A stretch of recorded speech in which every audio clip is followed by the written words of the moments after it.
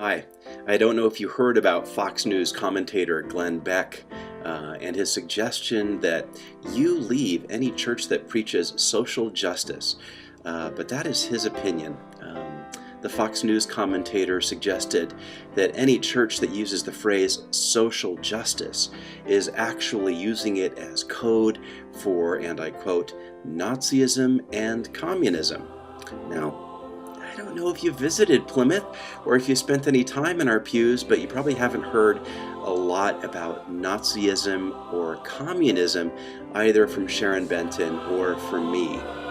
So let's take Mr. Beck's suggestion with a grain of salt.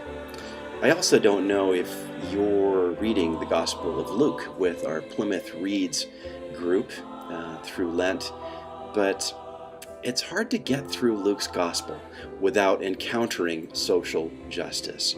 In fact, it's hard to read any of the Hebrew social prophets like, Micah or Isaiah or Amos or Jeremiah without encountering social justice.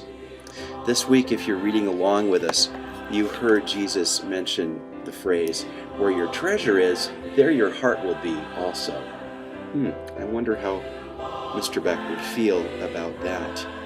It's interesting because in the 11th chapter, he says, "Woe to you, Pharisees, for you tithe mint and rue and herbs of all kinds and neglect justice." There's that word again. It just keeps coming up. "And the love of God."